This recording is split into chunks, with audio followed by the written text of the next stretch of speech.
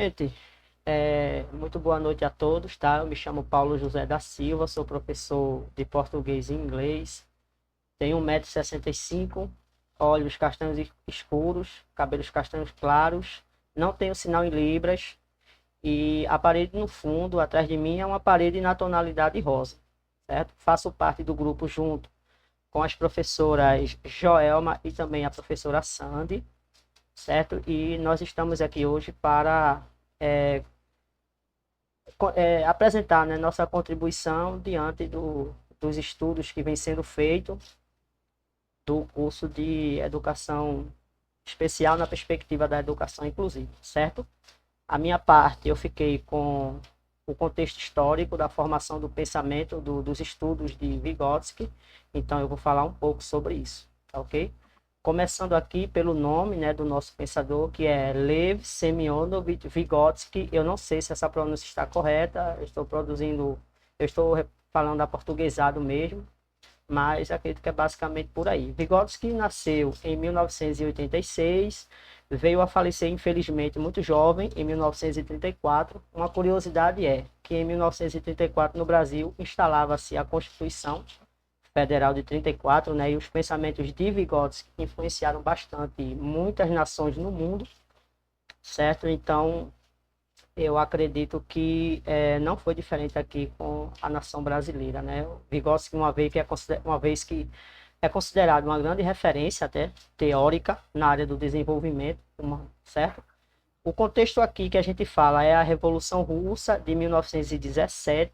É importante salientar que esse contexto trata sobre transformações políticas, transformações sociais e econômicas, porque a gente está vivenciando aqui nesse contexto o fim da Primeira Guerra Mundial, né? Que foi de 1914 a 1918.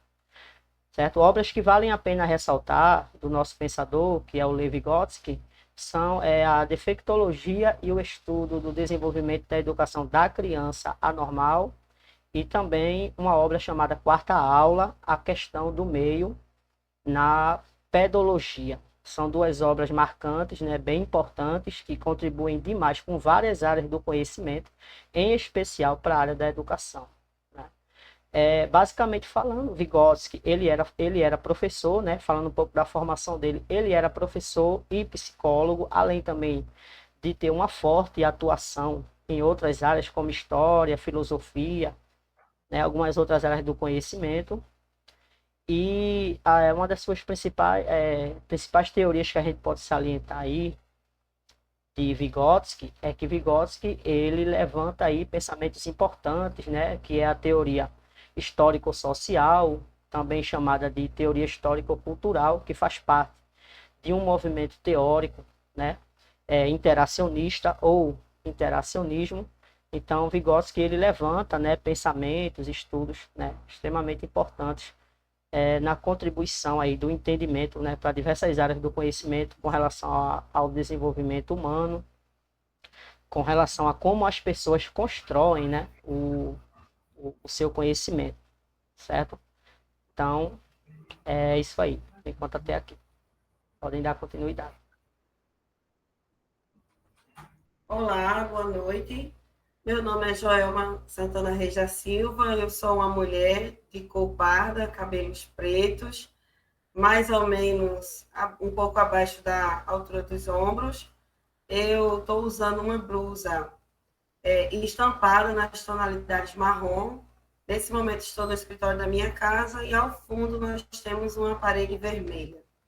Eu vou dar continuidade ao nosso trabalho, falando aqui do nosso pensador, psicólogo, filósofo também, Vygotsky, e aproveito para pedir licença para compartilhar aqui a minha tela para que a gente possa estar observando um pouco mais sobre esse nosso, esse nosso psicólogo e grande educador que nos faz pensar sobre a linguagem na educação para além da oralidade. Eu gostaria que os colegas confirmassem se estão vendo minha tela, por gentileza. Sim. Confirmado, Pois professora. bem, como o nosso colega Paulo já pontuou aí, o Vygotsky ele propõe que o desenvolvimento intelectual se dá numa relação dialética entre o sujeito e a sociedade, e que cabe ao professor o papel de mediador nessa relação. Então, pensar no curso de Educação Inclusiva, nesse módulo 2, onde a gente vem discutindo essa questão da linguagem para além da oralidade, Vygotsky ele vem trazer uma contribuição maravilhosa para que a gente possa refletir, porque, como diz aí, a linguagem e o pensamento são dois processos cognitivos diferentes que estão intrinsecamente ligados, de acordo com o Vygotsky. Ele também destacou a importância da interação social e da linguagem no desenvolvimento cognitivo das crianças, mas também de todo ser humano, na forma de se comunicar. As expressões, elas facilitam a comunicação e a aprendizagem. E ele vai nos dizer que a aprendizagem ela é construída por mediação, onde o professor figura como o carro-chefe para fazer essa facilitação da aprendizagem. Então, neste sentido, 3 pontos são importantes ser pensado aí. As expressões por gestos, desenhos, expressões corporais. Aí a gente cita também a ideia da Libras, que é a língua brasileira de sinais, a escrita e as imagens. Tudo isso nos leva a pensar em maneiras de se comunicar e que essa comunicação, ela gera a aprendizagem. E a comunicação, para Vygotsky, ela vai além da fala, porque existem várias maneiras de se comunicar, inclusive através de gestos, como já dito. Então, o outro ponto é o ensino-aprendizagem, que deve acolher a diversidade como potência, porque é na diversidade que a gente consegue adquirir ainda mais conhecimento. É na troca de experiências que o ser humano adquire muito mais conhecimento. Então, trazendo como exemplo essa inspiração em Vygotsky, nós colocamos aqui um ponto muito conhecido da filosofia do estudo de Vygotsky, que é a zona de desenvolvimento proximal, que para ele é uma maneira de enfatizar que o indivíduo ele não aprende sozinho, ele aprende por mediação e pela interação social com os outros indivíduos numa sociedade. E neste círculo em cor amarela aí, a gente vê, não pode fazer sozinho. Na cor verde, nós temos a ZDP, que é a Zona de Desenvolvimento Proximal. Aí se representa a figura do professor e também a interação com os demais colegas, nos referindo ao ambiente escolar. Então, em azul, a gente tem aí, ele pode fazer sozinho. Então, a aprendizagem na visão de Vygotsky, ela é uma interação social que ela leva ao afunilamento da aprendizagem para que esse indivíduo consiga a sua autonomia, ao passo de que ele vai conseguir se desenvolver a partir das interações. Então, um outro ponto, o estudante ele realiza a sua aprendizagem mediada pela o apoio no qual ele está inserido. E isso aí gera um movimento de aprendizagem, onde o avanço acontece como suporte do outro.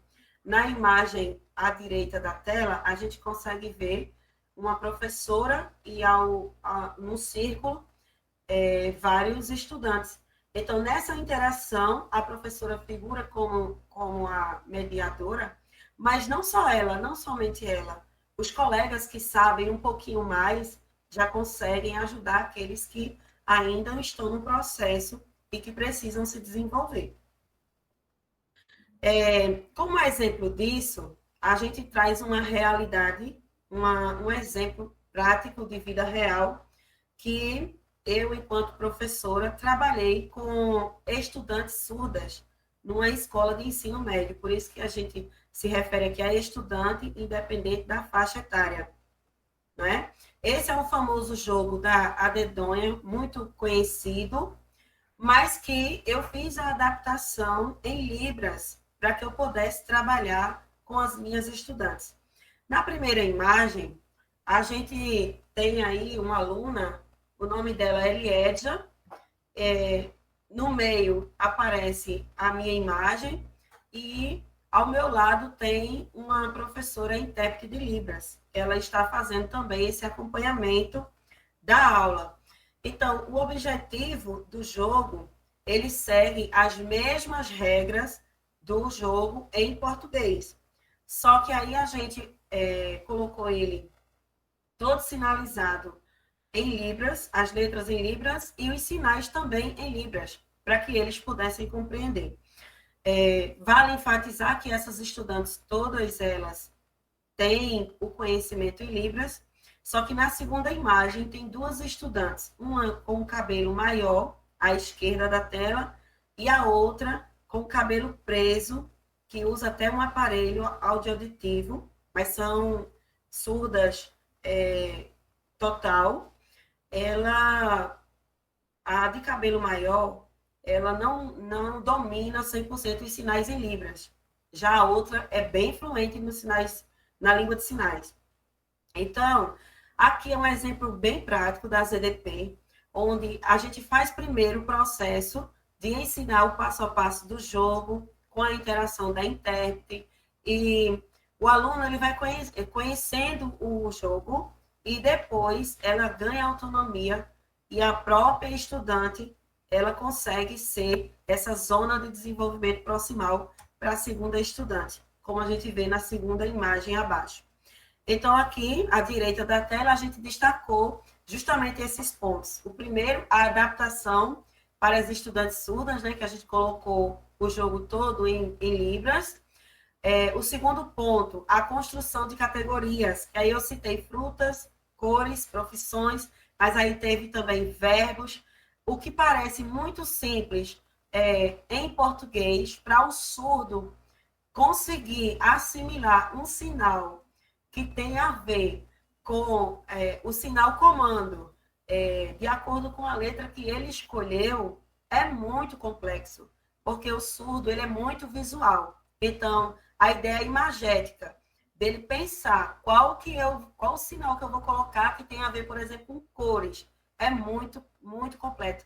Esse jogo não conseguimos trabalhar em uma única sessão para que elas pudessem compreender. Foi um trabalho paulatinamente desenvolvido e que rendeu muitas aulas para que a gente conseguisse desenvolver com êxito. Teve um envolvimento crescente, como eu já pontuei aqui, pois da hesitação inicial houve uma participação ativa e realmente elas conseguiram alcançar o objetivo. E teve a mediação entre os pares, como a gente consegue perceber aí na imagem, que eu também contei com o apoio da intérprete para facilitar a compreensão na sinalização dos sinais, visto que eu não domino 100% a língua de sinais. Tenho conhecimento, mas o meu conhecimento é intermediário em relação à língua de sinais.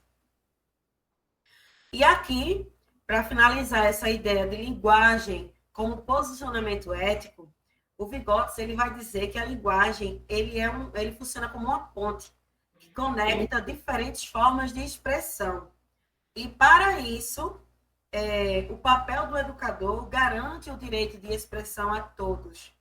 Nessa ideia, a linguagem ela funciona como um veículo que fortalece relações de aprendizagem, gerando assim uma linguagem com liberdade, porque permite existir plenamente na escola. E aí, como um exemplo desse jogo que a gente traz, gera a interação, e nessa interação da ZDP gera o conhecimento, a aprendizagem.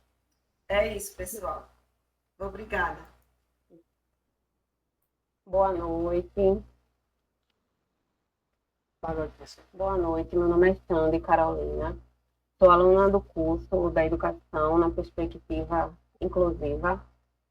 Sou uma mulher parda, alta, de cabelos pretos, longos. Estou vestida com vestido azul. Estou no meu quarto e atrás tem alguns quadros. Meu sinal em Libras é um S no cabelo. Vou finalizar nossa reunião expondo uma conclusão sobre as temáticas e a importância do tema para a nossa atividade na educação escolar. Então, finalizando nossas reflexões, entendemos que a imagem, que a linguagem, o desenvolvimento humano e a mediação pedagógica são temas que ligam diretamente e são essenciais para o nosso trabalho na educação escolar. Durante esse módulo, percebemos que a linguagem vai muito além de apenas falar ou escrever. Ela ajuda a organizar o pensamento, expressar sentimentos e possibilita novas aprendizagens. As ideias de Vygotsky mostram para a gente que o desenvolvimento acontece nas relações sociais e por meio da linguagem. As pessoas aprendem, constroem significados e ampliam seu conhecimento cultural.